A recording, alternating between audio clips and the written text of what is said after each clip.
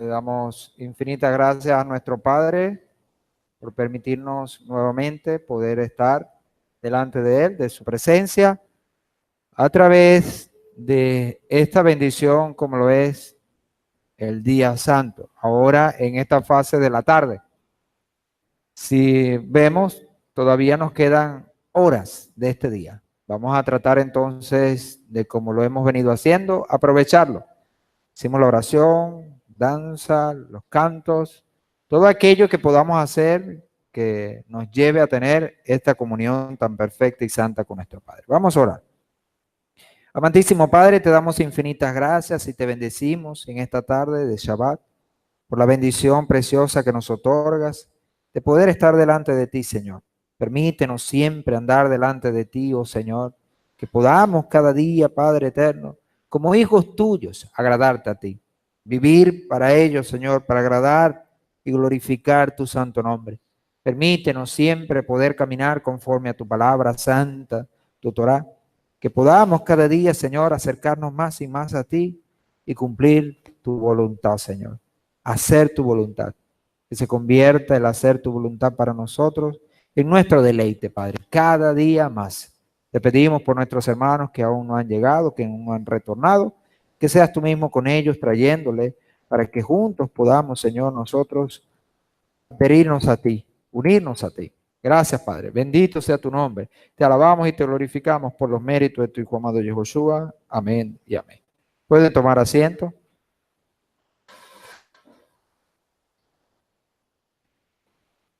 Conversábamos anoche, la noche de Shabbat, y una de las cosas que acentuábamos en el comienzo de este día santo es que con él comenzamos como una cuenta regresiva hacia ese gran día, hacia lo que es el día de Yom Teruah.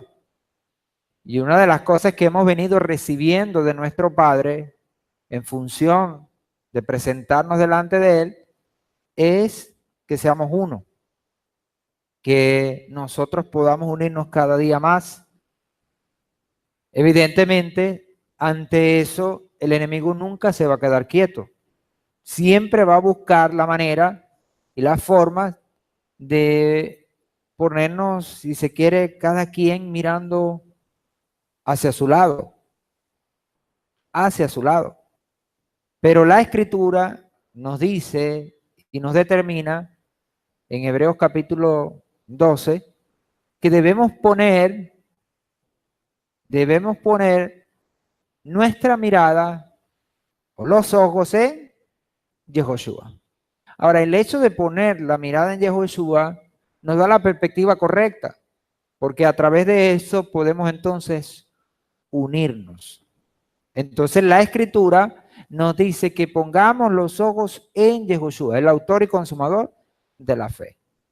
Si el enemigo nos convence de que miremos cada uno a nuestro lado, es decir, según nuestra perspectiva, según nuestra forma de ver las cosas, evidentemente nunca vamos a poder llegar a la unión, a la unidad.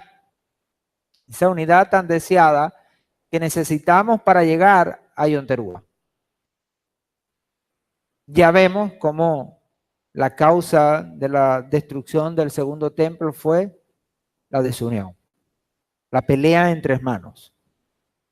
El hecho de pelea, de odio gratuito, así reseñan los sabios de nuestro pueblo, fue la causa de la destrucción.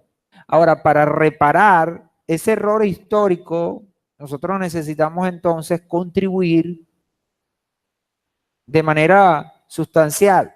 Y la manera como podemos hacernos es buscar la unión, buscar unirnos cada día más. Repetimos, tenemos dentro de la Escritura, si se quiere, el peso necesario para que así sea, porque la palabra nos enseña grandemente, abundantemente sobre este tema y lo enfoca a través del Mesías.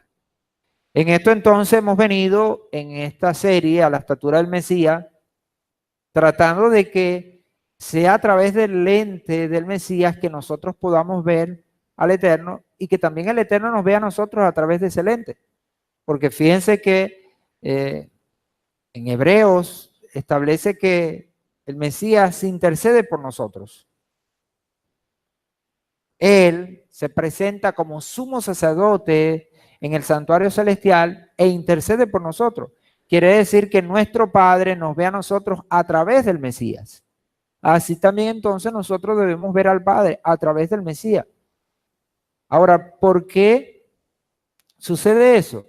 ¿O por qué se da eso? Es porque el Padre conoce al Hijo y el Hijo conoce al Padre. Y el mismo Mesías lo dijo. La razón por la cual entonces nosotros debemos ver al Señor a través del Mesías es que Él lo conoce. Y su misión ha sido dárnoslos a conocer, teniendo claro este aspecto, que nosotros debemos ir y buscar al Señor.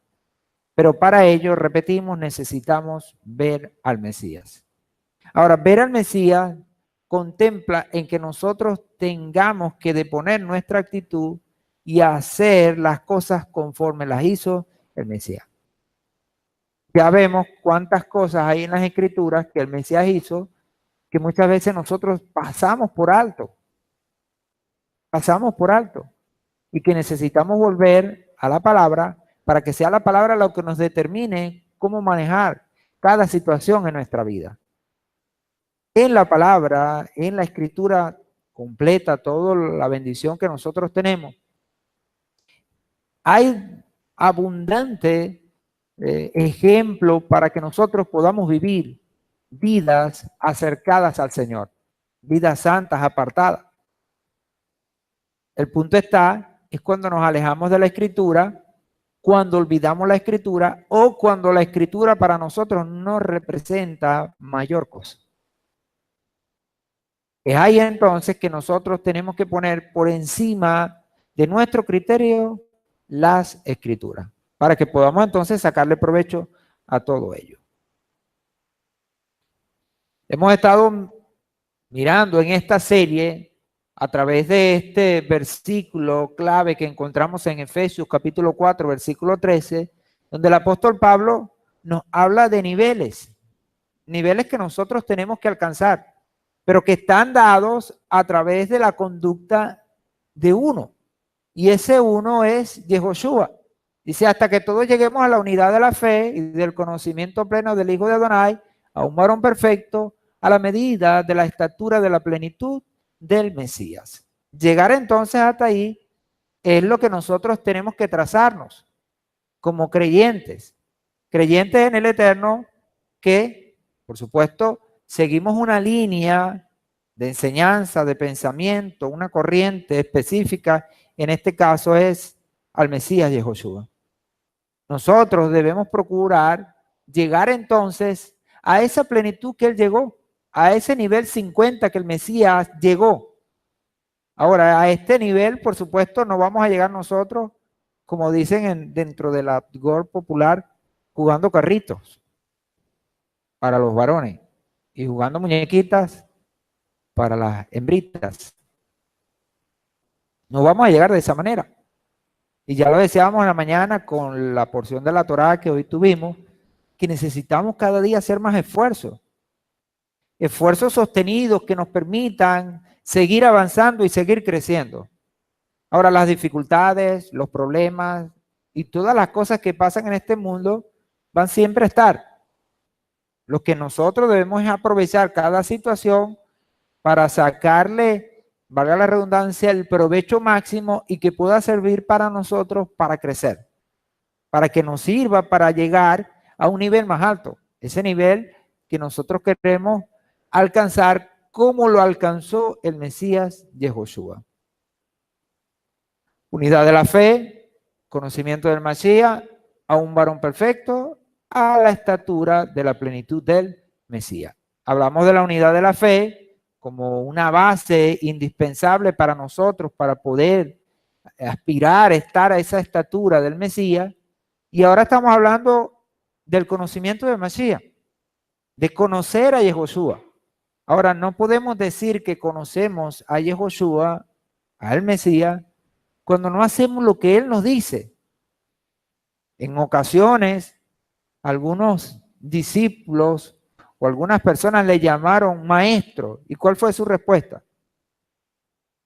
Su respuesta fue un poco dura, pero ustedes me llaman maestro y no hacen lo que yo les digo. Ahora, si Yehoshua es nuestro maestro, ¿por qué muchas veces no hacemos lo que él nos dice? Evidentemente hay una serie de factores y de elementos que pudieran estar contribuyendo a que eso no se dé. A que no se dé la total concordancia y engranaje entre maestro y discípulo. Entonces tenemos que revisar dónde estamos fallando. Y una de las cosas que podemos evidenciar es que desconocemos muchas cosas del Mesías. No solo a nivel de conocimiento, sino de acción, de actitud. Si nosotros tenemos el conocimiento del Mesías, cada vez que se nos presente una situación donde tengamos que obrar, vamos a obrar conforme Él lo hizo. Ahora, ¿cómo lo hizo el Mesías? ¿Qué fue lo que Él dejó que actuara en su personalidad? Como hijo de Adonai, ¿qué fue lo que actuó? El Debser Hatov, ese Debser Hatov, esa inclinación al bien, fue la que siempre manejó su vida. Por eso podemos entender que nunca falló. Ahora, ¿cuál es el secreto entonces del Mesías? Como hijo de Adonai, es que controló su Yetzer Hará. Lo minimizó de tal manera que uno se pregunta, ¿cómo podemos decir que Yehoshua tuvo Yetzer Hará? Decimos o nos atrevemos a decir eso es porque no se manifestó, porque siempre lo dejó a un lado, no lo alimentó.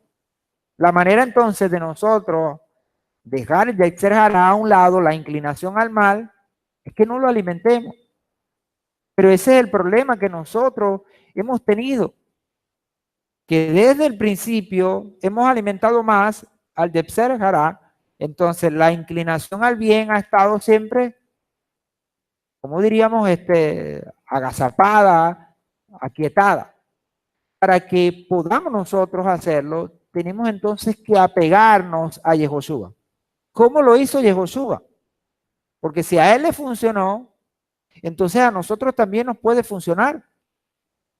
Ahora, ¿cómo podemos nosotros entender todo esto? Dice Hebreos en el capítulo 4, versículo 16, que Yehoshua fue tentado en todo. Ahora, ¿cómo usted va a tentar o cómo vas a probar a alguien que no tiene Yetzer Hará? Se puede. Porque si no tiene, no es tentado. No es tentado. Él fue tentado en todo, pero ¿qué dice? Que no pecó, que no falló. Tenía entonces ese Yetzer Hará minimizado. Y a eso entonces tenemos que apuntar nosotros en este tiempo para poder llegar y presentarnos como un obrero aprobado que no tiene nada de qué avergonzarse.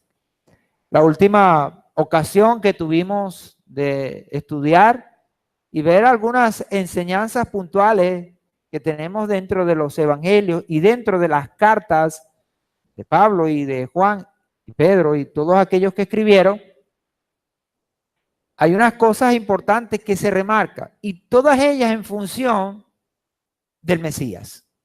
Vemos, por ejemplo, que estábamos estudiando cuando se cortó el servicio eléctrico, se fue la luz, hace 2 Shabbat, y habíamos quedado aquí. ¿Okay? Habíamos avanzado en otras cosas, pero habíamos quedado aquí en 1 Juan capítulo 3 y habíamos hablado de este capítulo. Y Juan aborda y dice, mira qué clase de amor en el versículo 1. El Padre nos ha concedido. El amor que el Señor nos ha concedido es visto por Juan como un amor grande, porque usa esos términos de exclamación. Dice, mirad qué clase de amor. Un amor así de grande, de amplio. Nos ha concedido que seamos llamados hijos de Elohim. Y lo somos. Ahora, no es que somos llamados simplemente como algo que alguien pudiera portar como simplemente un título. No, él dice lo somos. Y esa expresión lo somos es para que nosotros tengamos pleno conocimiento y convencimiento de eso. Y dice, por esto no nos conoce el mundo. El mundo no nos puede conocer o reconocer o avalar. Esto nos recuerda esa expresión que encontramos en la Torá con respecto a Joseph.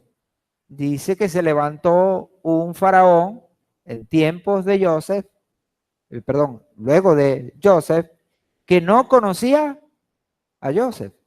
Y este faraón, que no lo conocía, ahora esa expresión no conocer, no se refiere al hecho de saber que existe.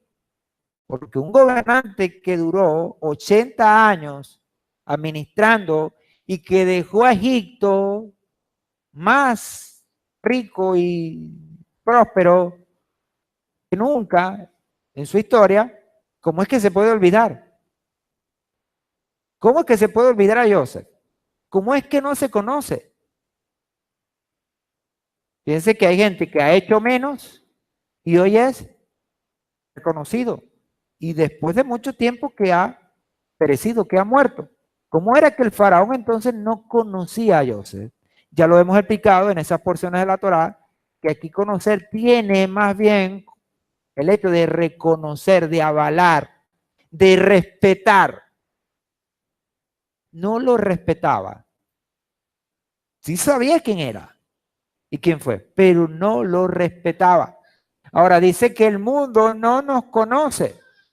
Eso es, no nos respeta, no nos avala. ¿Por qué? Porque mientras nosotros vamos por un camino, ellos van por otro. Por lo tanto, entonces no puede haber esa consonancia.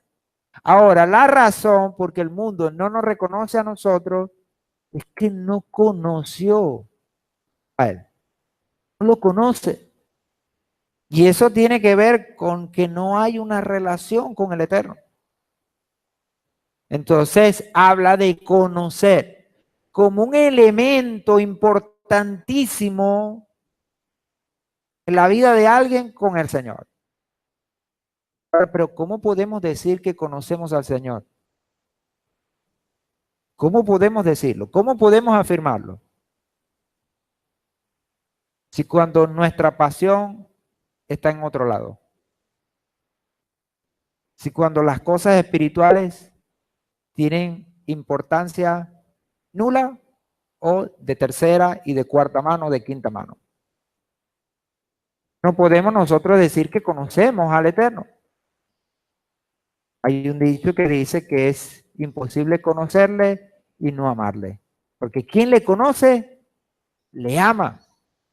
Y esto de amar implica muchas cosas. El mismo Mesías dijo, si me aman, entonces esto es igual a obediencia. Cuando uno se encuentra que no es obediente a la palabra, o que la palabra está de segunda mano, que no es importante para nosotros, no podemos decir entonces que ni conocemos ni amamos al Señor, porque no hay tal ocasión. Y dice el versículo 2, amados, ahora somos hijos de Adonai y aún no se ha manifestado lo que hemos de ser, pero sabemos que cuando Él sea manifestado, seremos semejantes a Él, porque lo veremos tal como es. Fíjense entonces la expectativa que hay en Juan. Ahora, esta expectativa está ¿hace cuánto tiempo? Hace mucho tiempo, quizás. Y cuando Juan la tenía, a nuestros días han pasado una cantidad de tiempo considerable para el hombre. Estamos hablando de aproximadamente casi 2000 años. 2000 años han pasado de esto con respecto a nuestros días. Y la expectativa de Él es que, mira, nosotros esperamos que Él se manifieste, que Él regrese. Ahora, esperando que Él regrese, nosotros tenemos que evidenciar quiénes somos y cuál es nuestra relación con Él. Y qué es lo que estamos haciendo en función de esa espera. Dice el apóstol Pablo en su carta, en algunas de sus cartas, dice, he peleado, a Timoteo le dice, he peleado la buena batalla. He acabado la carrera. Por lo demás, me espera la corona de justicia, la cual el Señor dará a todos los que aman su nombre y esperan su venida. Esa expresión allí, esperan su venida, tiene que ver con acciones y actitudes concretas que nosotros tenemos que hacer. Entonces, si estamos esperando al Mesías, nosotros tenemos que trabajar en función de ello. Entonces, él habla de que Él va a ser manifestado y seremos semejantes a Él, porque lo veremos tal como es, en toda la extensión espiritual como lo es Él. Sin embargo, nosotros tenemos dentro de la Escritura una radiografía de quién es el Mesías, de cómo es Él, y suficiente para que nos lleve en la búsqueda para llegar a este momento, de verlo tal como es. Ya no a través de letras y a través de libros y de pensamientos quizás, sino cara para ello. Quien a través de lo que tenemos ahora busque conocerlo y acercarse a Él. Y dice el 3, y todo el que tiene esperanza en Él se purifica a sí mismo, como Él es puro. Ahora, ¿cómo es el Mesías? Dice que es puro. Y todo el que lo espera a Él o espera en Él, de la misma manera entonces tiene que purificarse. Esa expresión alude ¿a qué? ¿A qué alude esa expresión purificarse? Ya vimos en la senda de los justos esa clase, ¿verdad? De ser puro, de la pureza, y nos encontramos allí con unos aspectos importantísimos. La pureza. La pureza es todo aquello que hacemos para acercarnos al Padre y que tiene que ver con nuestro Yetzer Hatov. Una persona pura es aquella que le da rienda suelta a su Yetzer Hatov para que él sea el que comande su vida, como decíamos al principio. Una persona impura es aquella que le da rienda suelta a su Yetzer Hara. Y aunque quizás no cometa pecados que son vistos como morales o dentro de la moralidad, muchas veces comete cosas que son también vistas como impureza o como impuro. Por ejemplo, la ira. La ira es una de las cosas que nosotros tenemos que quitar porque empaña nuestra vida y nuestra relación con el Señor. En la ira, dice Jacobo, no obra la justicia de Adonai. No obra. Por lo tanto, entonces, dice él, sea el hombre pronto para oír y tardo para hablar. Porque el que oye y tarda tiempo para dar una respuesta, apacigua su carácter. Ahora, cuando hablamos de carácter, aquí la mayoría tenemos para regalar, para dar. Dice, no, ese tiene su carácter. ¿Por qué? Porque muchas veces no podemos controlar el carácter. Ahora, esa es la meta que tenemos nosotros, es el trabajo que tenemos que hacer. Controlar todas aquellas cosas que no nos están dejando tener entonces una relación con el Señor. Y dice, todo el que practica el pecado también practica la infracción de la Torá, porque el pecado es la infracción de la Torá. Entonces habla de la práctica del pecado. El que practica el pecado es el que ha dejado que el Yetzer Hará lo domine. Entonces las obras de él van a ser conforme a las obras malas, a las obras dañadas, que son contrarias a las obras del Mesías. Y cuando una persona hace eso, dice Juan, está ¿qué? Infringiendo, violando, quebrantando la Torá. Quebrantamos entonces la Torá. Y la Torá se nos ha dado para que la obedezcamos. Y dice, y sabéis que él fue manifestado para que cargara los pecados, aunque en él no hay pecado. Entonces nos dice que no debemos practicar el pecado y que en él no hay el pecado. Y el versículo 6 nos enseña, todo el que permanece en él, ¿en quién? En el Mesías, no peca. No peca. Todo el que continúa pecando no lo ha visto ni le ha conocido. Si ya el Mesías nos mostró el camino de la pureza, de la integridad, nosotros entonces no podemos regresar. No podemos devolvernos, porque sería entonces como lo establece el mismo Mesías, como el perro que vuelve al vómito. Y si hay algo desagradable ante los ojos humanos, es ver cómo un perro vomita y luego va y se come su vómito. El solo hecho de mencionarlo ya como nos desencaja, ¿no? Y sus caras mismas lo dicen, sobre todo la de las damas, ¿no? Solo hecho de mencionarlo ya. Bueno, una persona que ha conocido al Mesías y luego hace eso, de volver a la vida pecaminosa y dejar que el Yetzer Hará le domine, entonces esa persona lamentablemente no lo ha conocido, ni lo ha visto, no ha tenido una relación con él, ni le sigue. Entonces esa persona no puede ser llamada discípulo del Mesías. Del Mesías. Ahora, el Mesías a sus discípulos, ¿qué hace? ¿Qué hace el Mesías con sus discípulos? Como buen maestro, los guarda, los cuida. Cuando el Mesías estuvo entre nosotros, en la oración de Juan 17, una de las cosas que él dice, entre tantas importantes ahí, es que a los discípulos él los ha guardado. Y el único que se perdió fue el hijo de la perdición, porque así estaba escrito.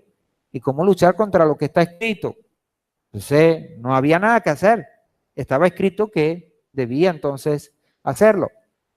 Pero todos los demás, dice el Mesías que él los guardó. Los guardó. Entonces, ¿qué hace el Mesías con sus discípulos? Los guarda. ¿Por qué? Distribuye a través de las enseñanzas que nos dio, a través del camino que nos ha mostrado. Ahora, ese camino no se ha agotado, porque cada vez que leemos y estudiamos del Mesías, ¿qué hacemos? Estamos tomando de ese camino. Nosotros, como discípulos del Mesías, debemos procurar en todo tiempo, siempre tener en cuenta sus palabras, sus acciones, sus dichos, porque eso es lo que nos va a caracterizar a nosotros como discípulos de Él, como seguidores de Él. Y sigue hablando entonces en este capítulo 3, Juan dice, hijitos, nadie os engañe. Ahora, ¿por qué él dice que nadie os engañe? Evidentemente porque hay un mundo, hay un adversario que procura engañarnos. Ahora, lamentablemente, muchas veces nosotros nos dejamos engañar. Y la razón es evidente. Nos dejamos engañar es porque no tenemos una relación profunda con el Mesías. como maestro-discípulo. Ahora, si tuviéramos esa relación, entonces iríamos en el camino correcto. ¿Hacia dónde? Hacia el Padre. Porque el Mesías vino para eso, repito, para llevarnos hasta el Padre.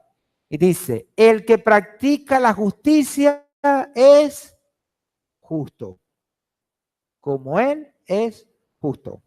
Hablando del Mesías. Y dice, y el que practica el pecado procede del diablo. Suena duro, pero es la verdad. Y la verdad no la podemos esconder. El que practica la justicia en todo tiempo es discípulo del Mesías como el Mesías es justo. Pero el que practica el pecado, y dijimos según el versículo 3 el versículo 4 de este capítulo 3, que el pecado es, ¿qué es el pecado? ¿Qué es el pecado según el versículo 4 de este capítulo 3? Es infringir la Torá. Cuando continuamos infringiendo, violando la Torá, dice la Escritura que somos del diablo. Somos del diablo. Ahora, en este salón, yo ni siquiera pregunto eso. ¿Quién quiere ser del diablo? Nada que ver. Ni de juego, como dicen por ahí. No queremos nada que ver con eso. Queremos es cada día santificarnos y buscar al Señor. Ser hijos del Eterno. Eso es lo que deseamos. Pero el hecho de quererlo, tenemos que transformarlo en acción. Ahora tenemos una ventaja, que el que quiere, puede. Pero ¿saben qué es fuerte? Es cuando usted no quiere. Porque el no querer se asocia a la terquedad y a la rebeldía.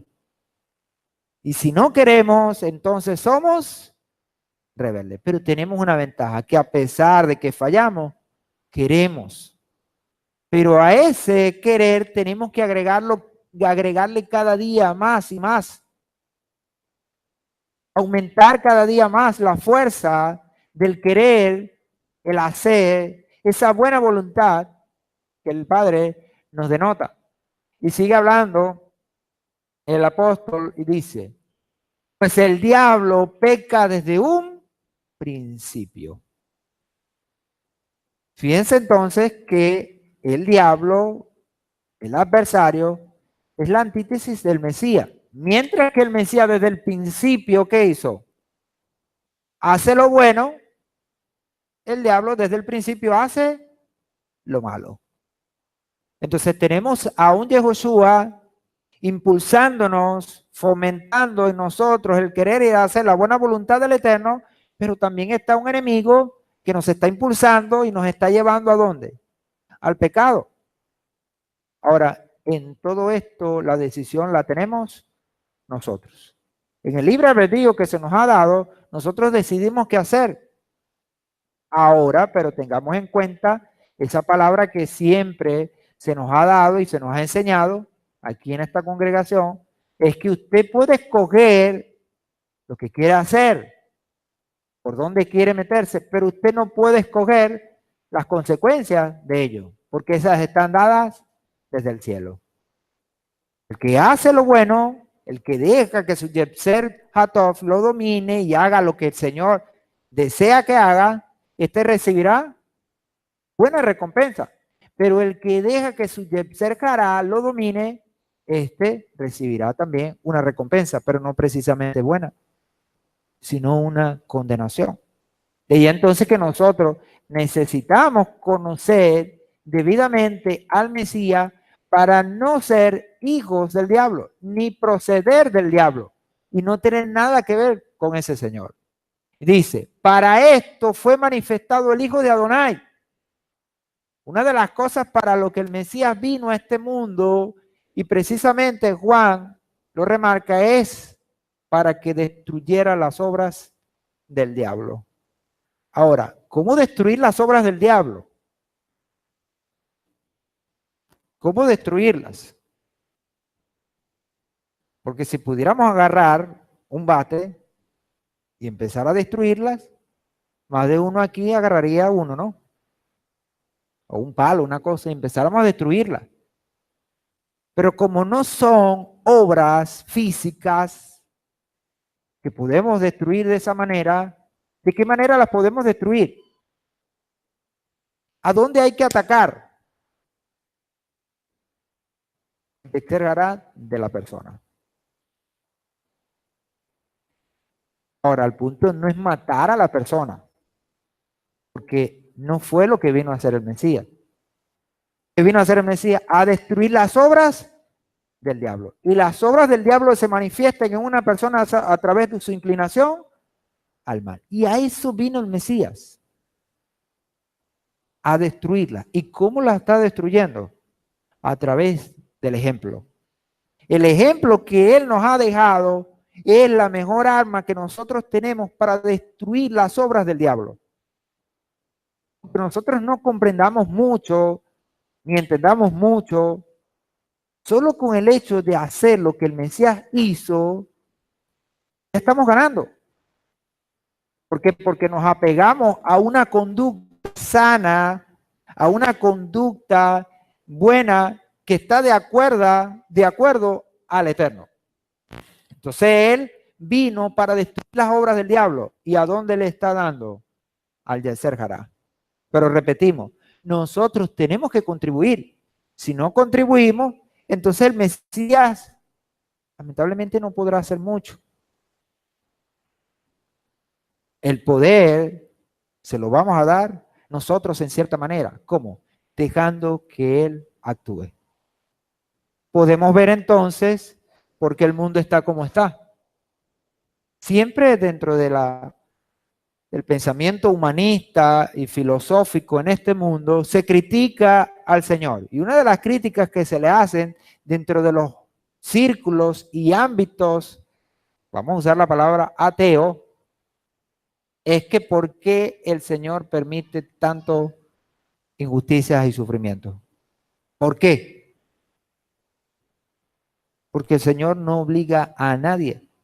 El Señor quiere que de mutuo, podemos decir, acuerdo, las personas hagan su voluntad. No por una obligación. Porque si así fuese, sería extremadamente fácil. Porque hay alguien que podría resistírsela al Señor. No. Ahora, el Señor nos disciplina como hijos, como a hijos. Pero la disciplina nunca puede verse como obligación, sino más bien como un elemento que nos permite a nosotros mismos corregirnos y ayudarnos a ver las cosas como es. Pero al final de cuentas, una persona se quiere descarriar y una persona quiere hacer lo malo, ¿qué va a pasar? Más bien la escritura que dice que el Señor le va a enviar ¿qué? Un espíritu de estupor y una ceguera, ¿para qué? Para que se termine de hundir. Ah, es lo que tú quieres. Aquí tienes el yunque. ¿Te quieres hundir? Agárralo, pues. Un yunque. Abrázalo. Húndete. Entonces, eso pasa.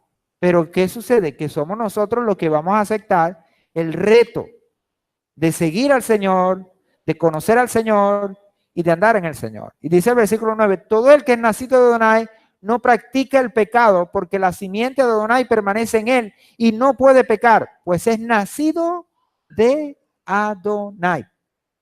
Entonces, fíjense cómo en estas cartas, cuando nosotros las estudiamos de esta manera, no hay desperdicio, sino todas estas palabras tienen un valor y una fuerza tremenda para que nosotros en este tiempo nos equipemos y sepamos a dónde ir.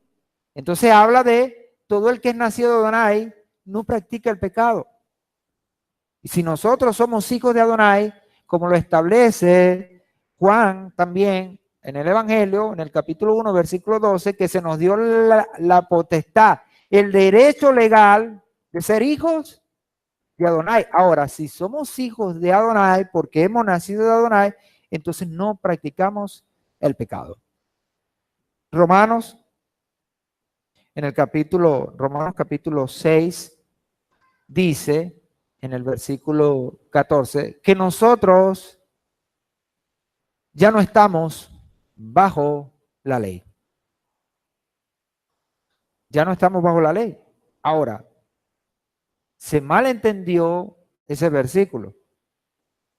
¿Por qué? Porque en el mismo versículo 15, el apóstol aclara y dice, ¿qué pues diremos? Porque no estamos bajo la ley para que el pecado se enseñe de nosotros. Quiere decir que violaremos la Torá. Es lo que trata de decir él. ¿Y cuál es su respuesta? De ninguna manera. Ahora, ¿qué está hablando él? Está diciendo es que ya no nos puede condenar el pecado a través de esa ley. ¿Por qué? Porque la ley acusa a aquel que hace lo malo. Y si yo hago lo malo y peco, la Torá, ¿qué va a hacer? Me va a condenar. Pero ya no me puede condenar. ¿Por qué no me puede condenar la Torá? Yo no practico el pecado. Entonces dice, ¿qué pues? ¿Pecaremos?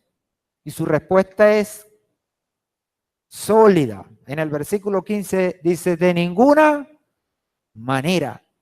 ¿Por qué? Porque ya nosotros no vivimos en el pecado. Entonces, ¿cómo puede condenarnos la Torá si ya el pecado nos enseñorea de nosotros? Entonces, no practicamos el pecado, por lo tanto, somos nacidos de Adonai. Dice, porque la simiente de Adonai permanece en él.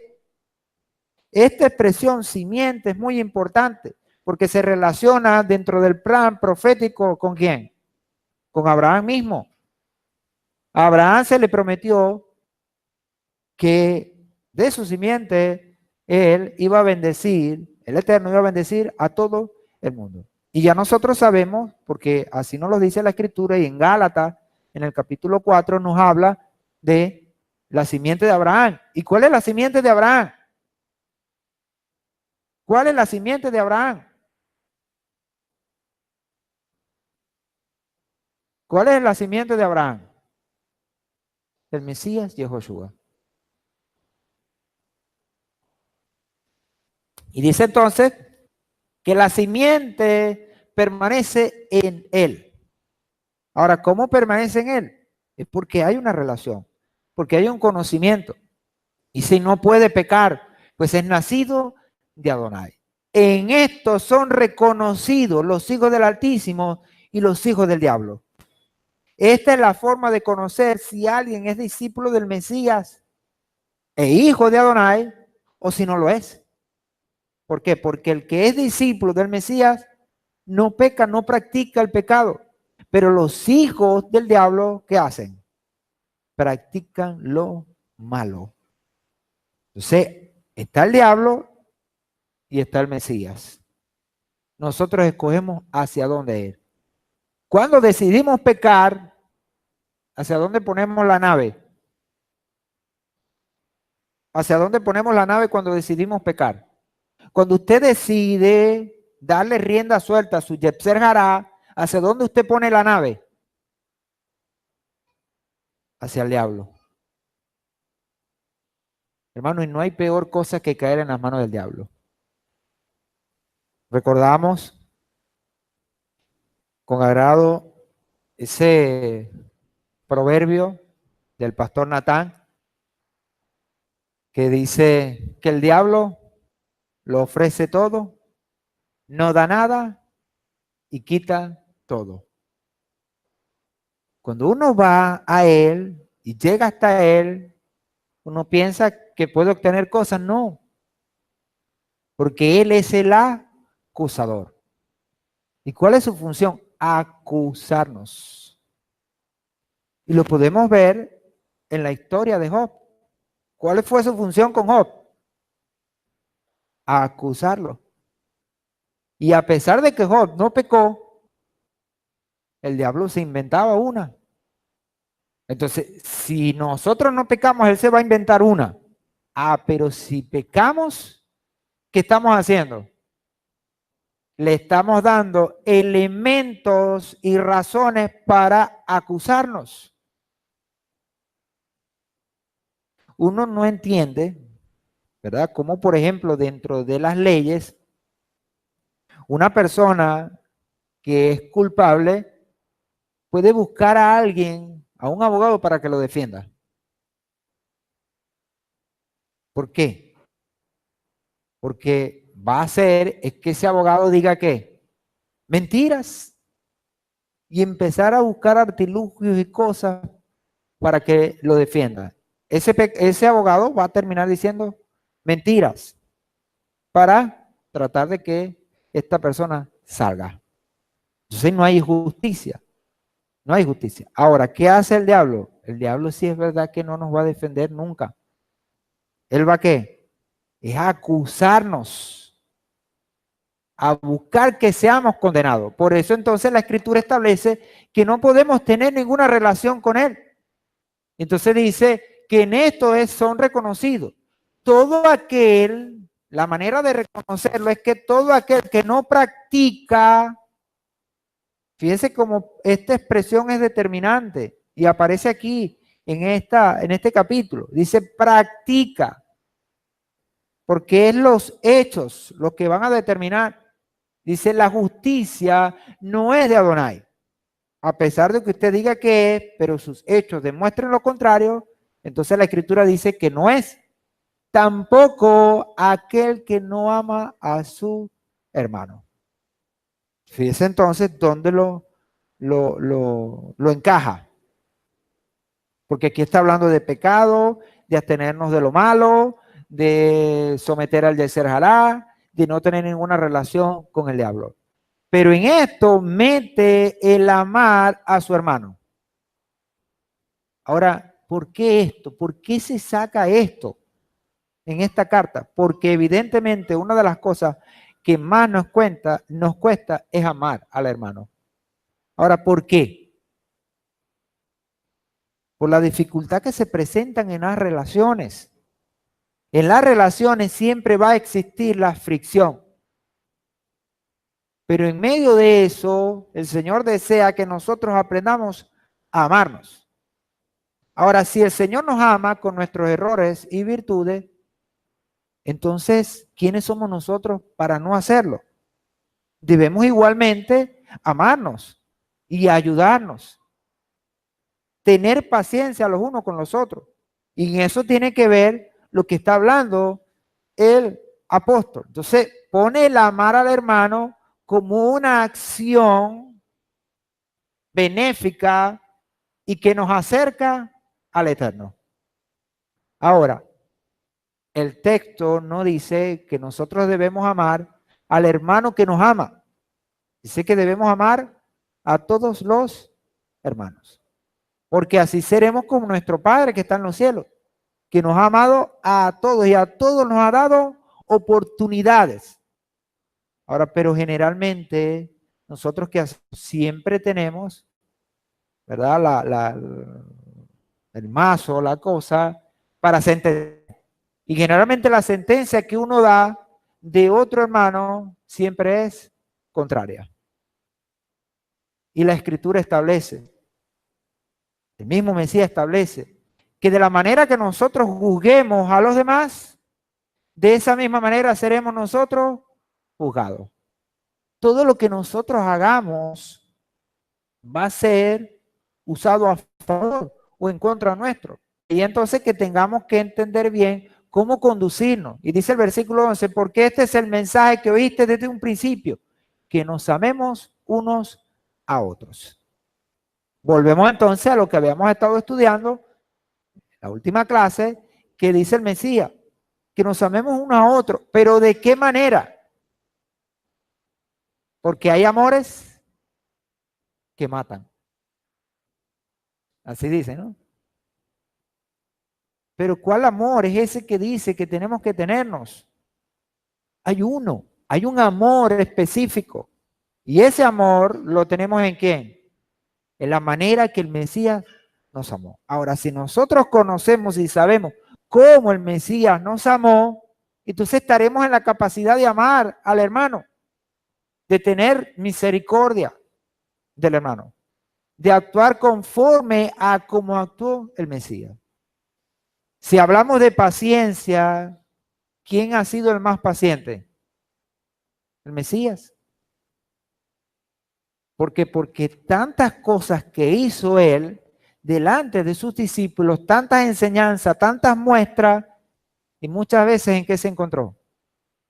En que ellos no entendían. Ahora, no entendían por qué. No porque no tuvieran la capacidad intelectual, era porque no hacían lo que tenían que hacer, ni actuaban conforme al ejemplo que él les había dado. Y él les dijo, ¿hasta cuándo he de soportarles? Ahora la pregunta es, ¿les soportó? Y no solo les soportó, nos sigue soportando. Porque dice la Escritura, repetimos, en Hebreos 4, versículo 16, que Él intercede por nosotros. Ahora, ese intercede quiere decir que nos tiene paciencia. Cuando erramos, el Mesías no nos rechaza. Todo lo contrario, ¿saben qué hace? Nos llama. Nos llama es a que vengamos, que no nos equivoquemos, que no volteemos la mirada para allá. No, no, no. Hey, ya va. Hay maneras de que tú vengas hacia mí. Por eso habla de la teshuvá, del arrepentimiento. Entonces uno falla, entonces uno puede ir. En esta misma carta, en el capítulo 2, en el versículo 1, ¿qué nos dice el apóstol? En cuanto al pecar, el fallar o el transgreder, ¿qué nos dice él? Dice, hijitos míos, estas cosas os escribo para que sepáis que vamos a saber que si alguno falla, peca, ¿qué tiene? Abogado para con el Padre. Ahora, no un abogado que va a trabajar a base de mentiras, no. Un abogado que va a trabajar a base de ¿qué? De méritos, de hechos concretos que tiene en sus manos, que tiene en su cuerpo. ¿Y qué hace? Apacigua la ira del Padre y pide paciencia. ¿Para qué? Para seguir trabajando con nosotros, para seguir ayudándonos y seguir mostrándonos en el camino y que seamos sus discípulos. Ahora, esa es la ventaja de tener a Yehoshua como maestro, como Señor, como guiador. Él nunca se va a cansar de nosotros. Ahora, lamentablemente, muchas veces nosotros nos cansamos de Él. Y eso es lo triste. Porque si hay alguien que se debiera cansar es Él, no nosotros. Nosotros deberíamos, como dicen, darnos con una piedra en los dientes de tener el maestro que tenemos, a Yehoshua. Y poder ver en Él aquel que nos está guiando y nos está haciendo el favor para llegar al Padre. Entonces, Él nos determina ese amor los unos a los otros como algo importantísimo, porque ese amor nos va a poder llevar a comprenderle y entenderle a Él. Dice, no como Caín, que era del maligno. Fíjense, no como Caín. ¿De quién era Caín? Del diablo. Ahora, ¿por qué? ¿Por qué dice Juan que Caín era del maligno? ¿Qué es lo que lleva a Juan a afirmar tal cosa? Sus obras, dice.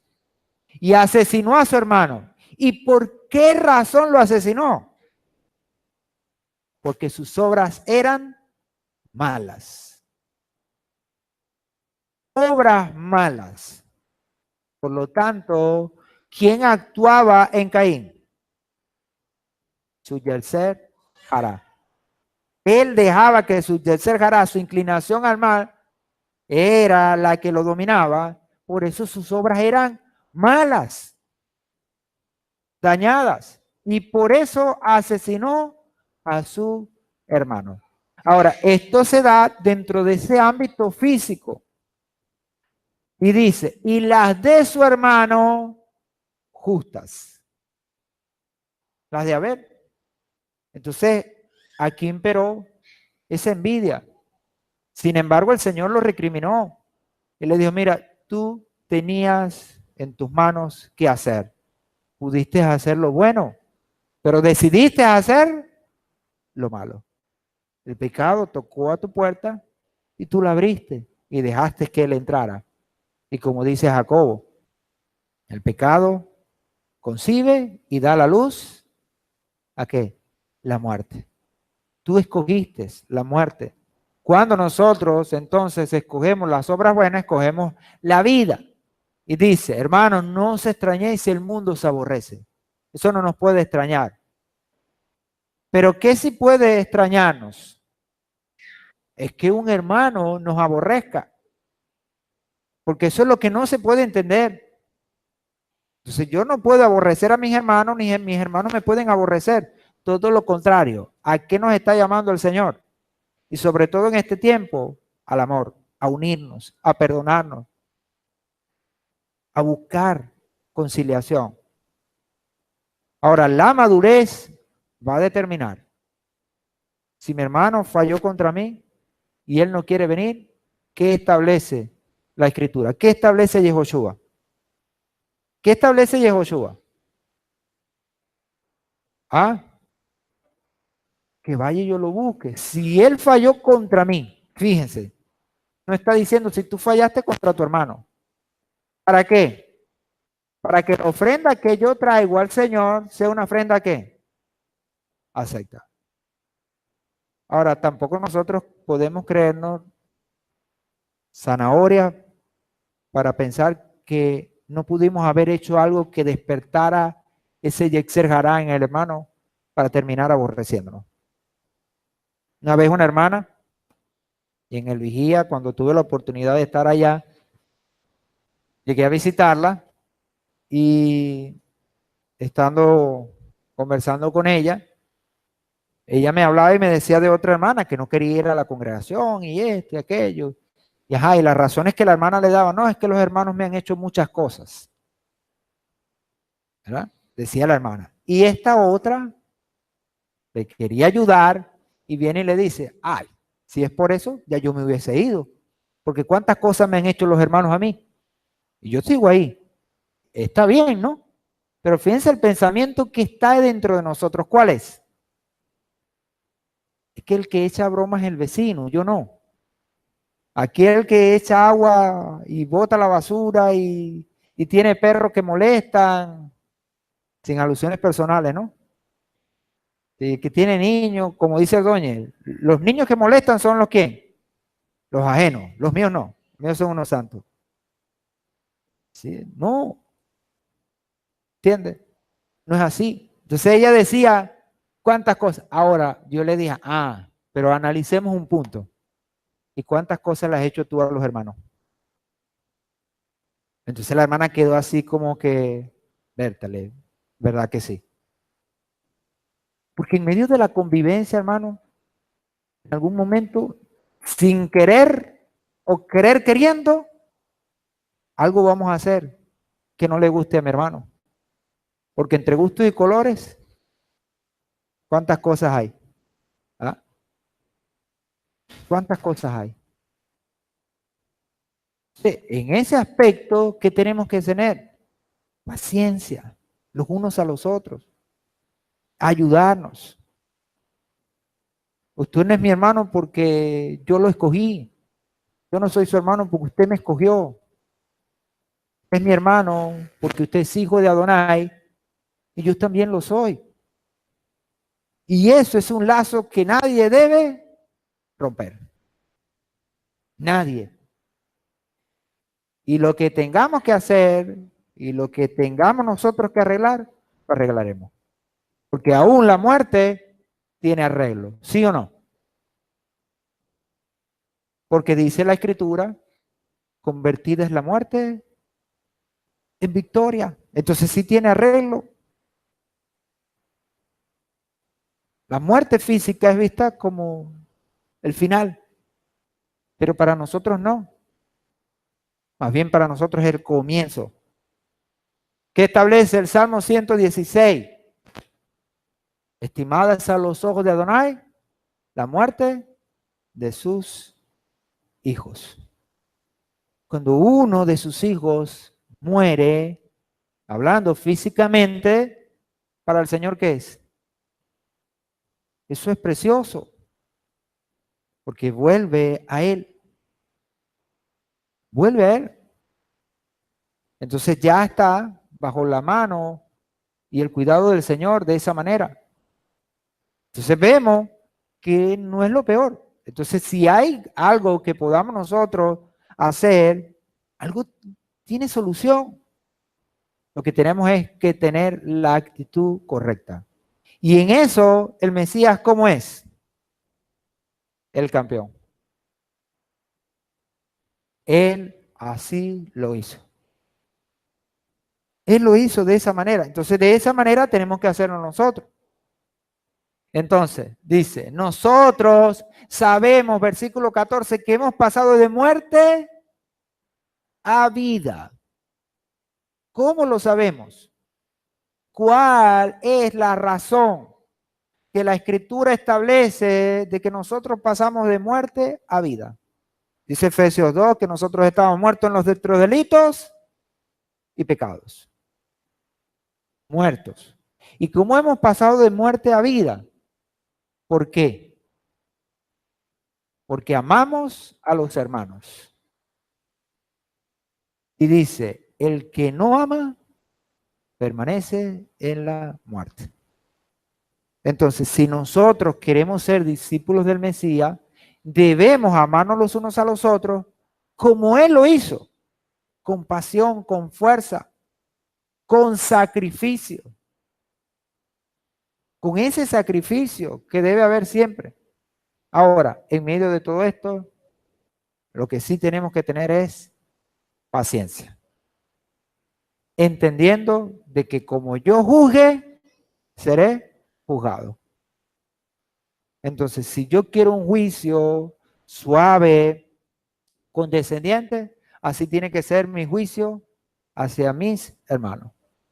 Por eso que dice el Mesías en Mateo 7. En Mateo 7 él dice, no juzguéis a nadie. ¿Por qué? Porque de la forma que tú juzgues, serás juzgado. Ahora, pero eso es muy difícil. Muy difícil. Porque si hay algo que uno tiene, es criterio. ¿Para qué? Para juzgar a los demás. Y uno no puede permanecer quieto, porque uno ve una acción de otro y inmediatamente ¿qué empieza? Empieza a carburar, a pensar en función de esa acción que vio hacer a su hermano. Y termina, queriendo o no queriendo, emitiendo un juicio. Seamos como aquel hermano que también contaba al pastor Natán y a su vez le contaba a su hermano, de aquel hombre que se caracterizaba por ser un hombre muy recatado de la boca, ¿no? Y fíjense que muchos de los problemas que nosotros tenemos entre hermanos es por lo que se dice. Y este hermano, un hermano quería echarle la broma y dice, vete, pero es que este hermano no habla mal de nadie. De nadie habla mal. Y le dice, bueno, ya yo lo voy a ver cómo lo agarro. Para echarle la broma, ¿no? Y le pregunta, hermano, ¿qué le parece el diablo? Él dijo, listo. Y se va a hablar mal del diablo hasta por los codos. Voy a tener que pararlo. Y para mayor sorpresa, él le dice, un enemigo de cuidado. Cuando le dice estas palabras, él le dice, hermano, pero usted es tremendo, ¿no? Ni siquiera del diablo habla mal. ¿Ah? Que hay como para uno escribir un libro. Usted no dice nada. Entonces, fíjese, una persona que llega a esa madurez, ¿cómo lo determina Jacobo? En el capítulo 3, el capítulo de la lengua. Dice, el que refrena su lengua es un varón ¿qué? Perfecto. Un varón perfecto. Entonces, en esa misma carta, él dice que seamos tardos ¿para qué? Para hablar. En el contexto, tardo para hablar significa ¿qué? cargo para emitir un juicio. ¿Por qué? Porque todo el que aborrece a su hermano es homicida. ¿Como quién? Homicida como quién? Como Caín, que aborreció a su hermano. Porque sus obras eran malas y dejaba que actuara su Yetzer Hará. Cuando nosotros veamos que el enemigo está sembrando cizaña para ponernos en pelea a nosotros, detengámoslo. Detengámoslo. Hay herramientas, hay elementos de sobra dentro de la Escritura para que nosotros lo hagamos. Un abrazo, una mano y vamos hacia adelante. Y si pasó algo, y efectivamente puede pasar, porque estamos aquí, nos estamos rozando, nos estamos viendo, estamos conviviendo. Como un matrimonio. ¿En qué matrimonio no hay pelea? No hay roce. En todos. Matrimonio que diga que no tiene disyuntivas, problemas, dificultades, desaveniencia, no es un matrimonio. Precisamente en ello es que está la sabiduría, que a pesar de que tengamos diferencias, podamos unirnos. Podamos unirnos. Y así mostrar quiénes somos y discípulos de quiénes somos. Y dice, ¿y sabéis que ningún homicida tiene vida eterna permanente en él? Quiere decir entonces que todo el que aborrece a su hermano se convierte en un homicida. Y por lo tanto es reo, según la Torá, de muerte. ¿Qué pasó con Caín? ¿Qué se le otorgó? Maldición. Y una maldición que andaba con él para arriba y para abajo. Y no solamente que lo iba a afectar a él, sino a quién. Al que lo consiguiera, lo matara. Y el Señor fue tan bueno que dice la Escritura que le puso una marca, para que todo aquel que lo viera entendiera cómo, no sabemos, que ese era un hombre maldito y que no podía tocarse, que no podía hacérsele el favor, porque matarlo era hacerle el favor. Fíjense lo que pasó. Entonces, ahí tenemos que ver nosotros. Y dice el 16, en esto hemos conocido el amor. Sigue insistiendo el apóstol en este hecho de conocer. En esto hemos conocido el amor. ¿Y a quién nombra? ¿Cuál es el ejemplo? El Mesías. En que Él puso su vida por nosotros. Ahí está el amor.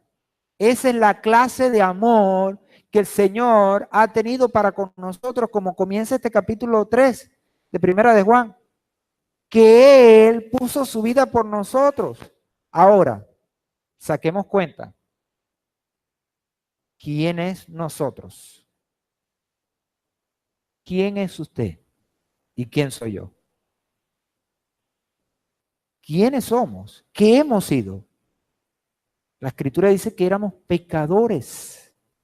¿Y qué merecíamos? La muerte. Que viniera el verdugo y rat. Para por la guillotina. Pero el Señor tuvo compasión de nosotros. ¿Y qué hizo? Mandó a su Hijo y dice, y Él puso su vida por nosotros, que éramos malos, pecadores, homicidas. Y paremos de contar. Y cada quien tiene su historia, cada quien sabe lo que ha hecho. Y tiene un corazón, como lo decía en otras partes, un corazón que, el apóstol Pablo dice, un corazón que lo acuse. Y si el corazón tiene mala memoria, el Señor dice que nada se le olvida, porque todo está ¿qué? Escrito. Todo lo que nosotros hemos hecho. ¿Eh?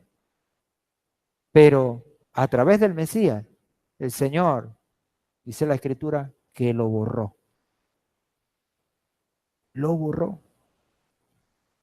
Mira la bendición que hemos tenido nosotros. En esto hemos conocido el amor, que Él puso su vida por nosotros. También nosotros debemos poner la vida por los hermanos. Ahora, esto de poner la vida por los hermanos muchas veces nos suena a simple retórica. Pero cuando nos toca, es cuando cada quien, como dicen por ahí, busca sus propios intereses. No podemos ser discípulos de Yehoshua de esa manera, porque estaríamos negando lo que él hizo. Dice versículo 3, capítulo 3, versículo 17. Pero el que tiene bienes en este mundo y ve a su hermano en necesidad y le cierra sus entrañas, ¿cómo podrá habitar el amor de Adonai en él? ¿Cómo? Entonces lo lleva ahora a esa práctica cotidiana y habla de la necesidad que puede alguien tener. ¿Qué podríamos nosotros entender de este versículo? Que la necesidad de tu hermano también es la tuya. Y si todos hiciéramos eso, entonces, ¿qué cuadro pintaríamos? ¿Qué cuadro pintaríamos? Los pintores. ¿Dónde están los pintores? Aquí hay varios pintores, escondidos pero están. ¿Qué cuadro pintaríamos? ¿Usted sería capaz de pintar un cuadro? ¿Quiere hacer un cuadro? Ahí está el Moré de él. Varios cuadros que tiene el Moré. Los que hemos ido a su casa, vemos cuadros muy bonitos. Y por ahí hay unos discípulos también con cuadros muy bonitos. Hasta el hijo mío pequeño está animado a ir a hacer un cuadro con el Moré de él. Porque le gustó. ¿Seríamos capaces de pintar un cuadro? ¿Y qué cuadro?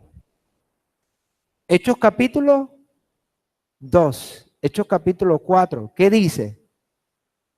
Y nadie decía ser suyo lo que tenía, porque todas las cosas las tenían en común. Y todas las cosas eran traídas a los pies de los apóstoles. Y el resultado es lo que el Señor quiere. ¿Cuál era el resultado?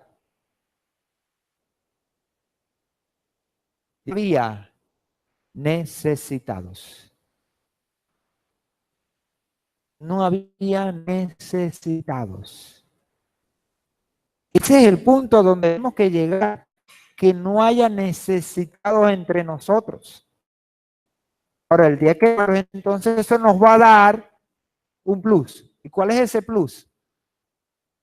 Podremos alcanzar al de afuera. ¿Por qué? Porque ya no hay más necesitados aquí. Entonces la Escritura establece que hagamos bien a todos, mayormente a los de la familia de la fe. Pero si ya no hay más nada que hacer aquí porque no hay necesitados, entonces nos podemos proyectar hacia afuera. ¿Para qué? Para con nuestras acciones ganar al que está afuera y también convertirlo en un hermano. Entonces fíjense la ventaja que esto nos daría. Ahora, nosotros hemos estado en todo este tiempo tratando de buscar revelación, tratando de organizar nuestra mente y nuestra vida como creyente dentro de esta visión que tenemos a través de las raíces hebreas. Pero ya lo hemos hablado en algún momento, nosotros debemos salir. Nosotros debemos proyectarnos hacia afuera. Ahora, pero ¿cómo nos proyectamos hacia afuera? Si las deficiencias que quizás todavía tengamos aquí son muy marcadas, tenemos que corregir las deficiencias de la casa para que cuando otro venga, venga una casa sana. Y eso es un trabajo que tenemos que hacer todos, con la contribución de todos, desde los más grandes hasta los más pequeños, que todos nos unamos para tener una casa linda, bonita, y que tengamos ese cuadro bien bonito. Cuadro de Hechos 2.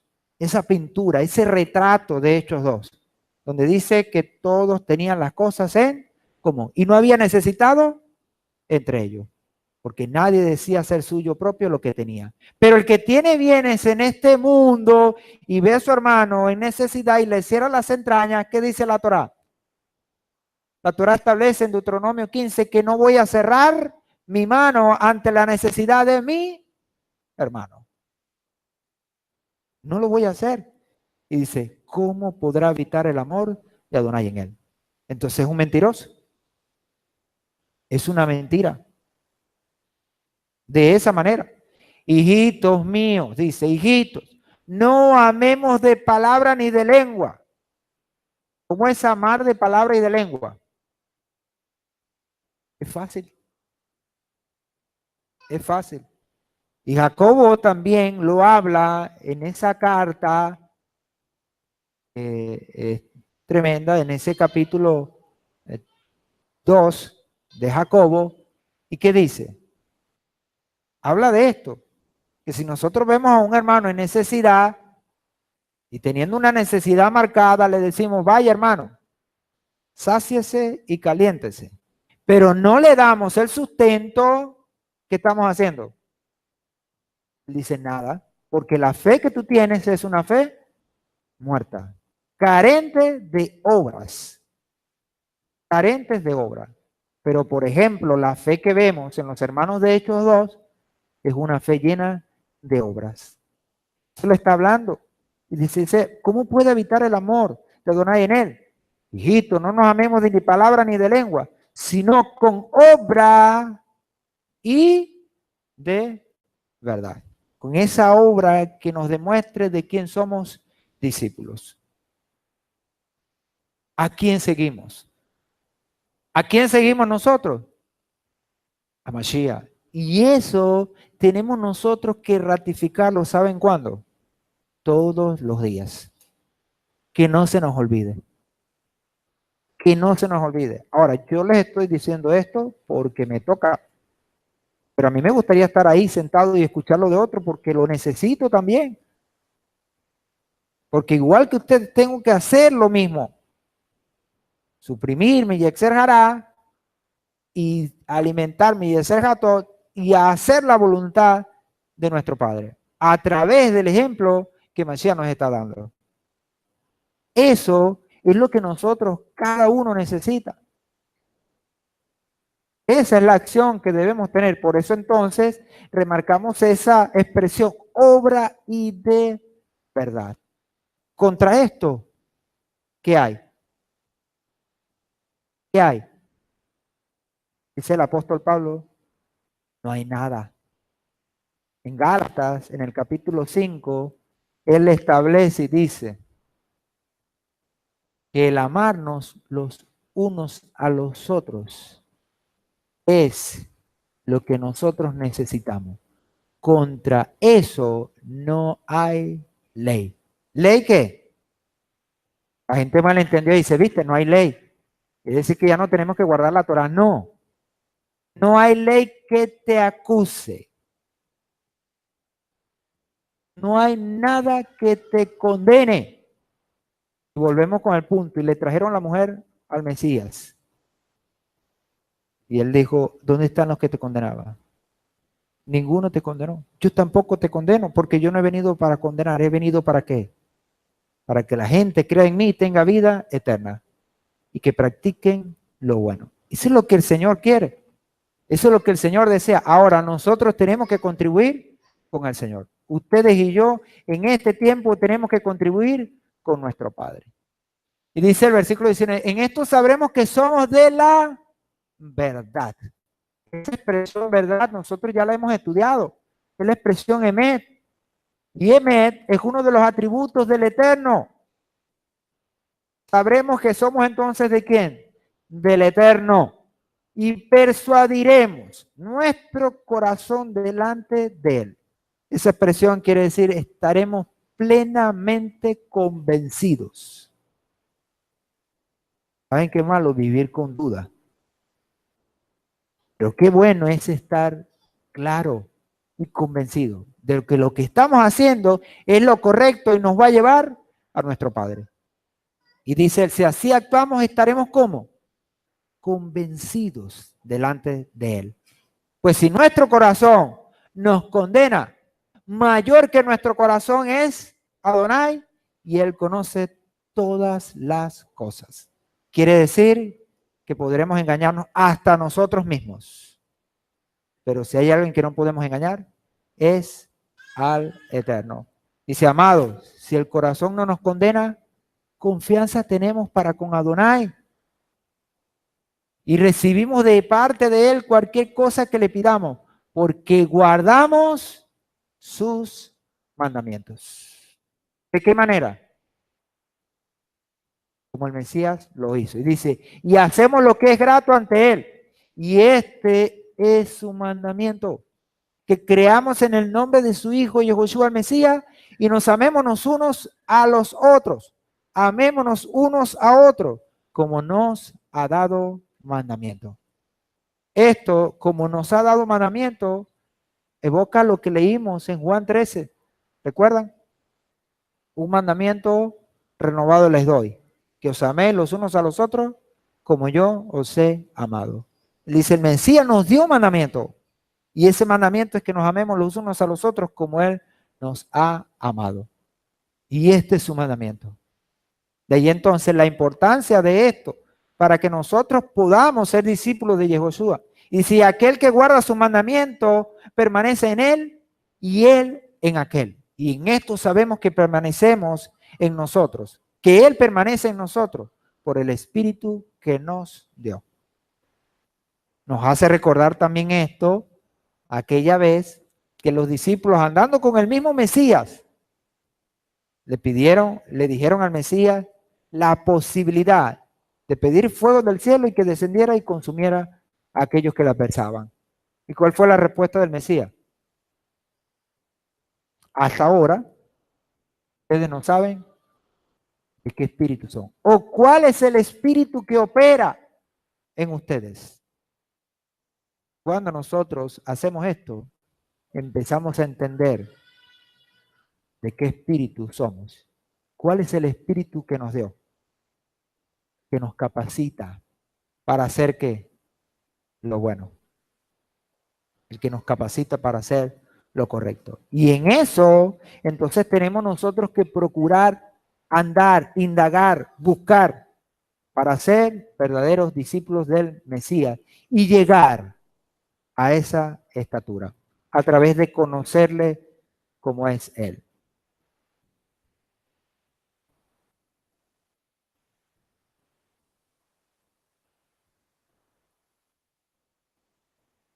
Vemos en este capítulo, como ya lo hemos estado viendo, cosas muy interesantes que nos llevan a la reflexión, donde conocer, como vemos el énfasis que pone el apóstol, está asociado a la práctica. Y es importante reconocer que el apóstol Juan no lo deja al criterio humano. En todo esto que hemos leído, el criterio humano se va. ¿Lo hace a través de qué? De la práctica. Debe ser a través de la práctica, sino que lo puntualiza en cuanto a la conducta del propio Mesías de Josué. Como fue el Mesías, así también entonces estamos llamados nosotros a hacer. Ahora, en medio de todo esto, nadie ha dicho que sea fácil, porque al mismo Mesías le costó. Vaya que le costó. Así también entonces nos va a costar a nosotros. Ahora, quizás a nosotros, en cuanto a humanidad, nos cuesta un poco más, porque no nacimos en la Torá. Y de allí el valor que tenga todo lo que nosotros podamos hacer. Los mismos sabios de nuestro pueblo lo reconocen. Cuando un gentil se convierte al Eterno y guarda la Torá, tiene mayor mérito que una persona que nació dentro de la Torá. ¿Por qué? Porque ésta ha tenido que quitarse una serie de hábitos y situaciones con las que creció y se implantaron en su vida. Ahora, cuando algo está en el trono, para quitarlo, ¿cuánto cuesta? Pero cuando el trono está vacío y uno puede llegar allí y poner a quien debe poner, es perfecto, no hay problema. Pero cuando el Señor nos tomó, nosotros estábamos acostumbrados a hacer las cosas como mejor nos pareciera y darle rienda suelta a nuestro Yetzer Hará. Pero ahora vemos que a través del Mesías tenemos la posibilidad de llegar. No es fácil, pero sí se puede, porque Él nos ha dado el Espíritu. Ese Espíritu de poder de dominio propio, como lo dice las Escrituras. Vemos una cosa muy importante. En Él no hay pecado. Y cada vez que usted lo mira, para usted, ¿cómo es? Un faro, una luz. Como aquel navegante que quiere llegar al puerto y no lo consigue. ¿Qué hace? ¿Se guía por qué? Por el faro. Hacia donde ve el faro, hacia ahí pone el timón. Hacia allí toma rumbo. Para llegar a puerto seguro. Así es Yehoshua. Y dice Juan que en él no hay pecado. Entonces Él es una autoridad para nosotros, para mostrarnos el camino, porque Él lo ha hecho y lo ha logrado. Así también nosotros lo podemos hacer. Dice Juan en este capítulo, todo el que practica el pecado. Entonces Yehoshua no practicó el pecado, por lo tanto no infringió la Torah. De hecho, no solo fue que no la infringió, sino que nunca habló en contra de ella. Ya lo citábamos.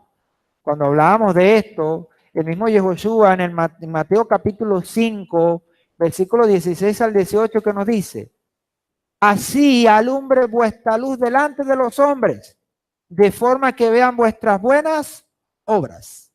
Lo podemos conectar con Efesios 2, versículo 11 de este capítulo 2. ¿Y qué dice? Que el Señor nos ha dado la fe no como don de nosotros, sino como algo que ha venido de Él. ¿Para qué?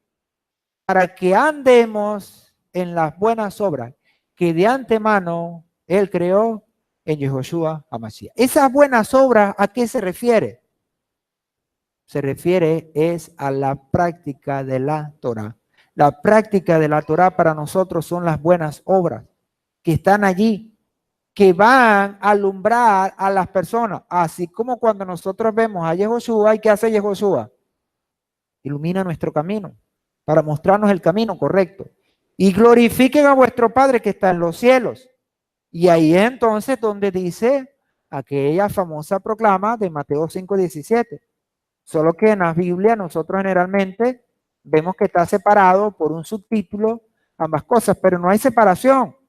Piense que viene hablando de obras, de práctica, y dice, pero no piensen que vine a abrogar la Torá, porque si vengo a abrogar la Torá, ¿cómo es que les pido que tengan buenas obras? Porque las buenas obras son el cumplimiento de la Torá. ¿Para qué? Para que no practiquen el pecado, porque el pecado es infracción de la Torá. Y él no pecó. Él no pecó. Por lo tanto, entonces, él no pudo haber dicho que vino a abrogar la Torá. Todo lo contrario, lo remarca y dice, no penséis que vine a abrogar la Torá o los profetas. No vine a abrogar, sino a dar cumplimiento. A dar cumplimiento a la Torá. Entonces vemos que él cumplió la Torá, no hay en él pecado. Nada que ver con Caín, nada que ver con Esaú, nada que ver con esos elementos y ejemplos negativos que tenemos dentro de la Escritura. Todo lo contrario, como Abel, como Isaac, como Jacob, como todos esos hombres de fe, el Mesías hizo lo correcto. Y dice el versículo 18, porque de cierto os digo, hasta que pase el cielo y la tierra, de ningún modo pasará una iota, ni un trazo de la letra de la Torá, hasta que todo se haya cumplido. Hasta que nosotros entonces hayamos aprendido y hayamos llegado a ese nivel, el nivel de Masías. ¿Cuál nivel? Ese nivel 50 que él alcanzó en el pleno cumplimiento de todos los mandamientos. ¿Y que le valió para qué? Para llegar a la meta. ¿Cuál es la meta? Juan 17. Y llegó a ser ¿qué? Uno con el Eterno. Ejad. Así nosotros. Para llegar a esa meta necesitamos conocer al Mesías, seguir al Mesías, hacer lo que el Mesías hizo. En la práctica, en esa práctica es que la necesitamos. Amén. Bueno, vamos a dejarlo hasta aquí. Bendiciones a todos.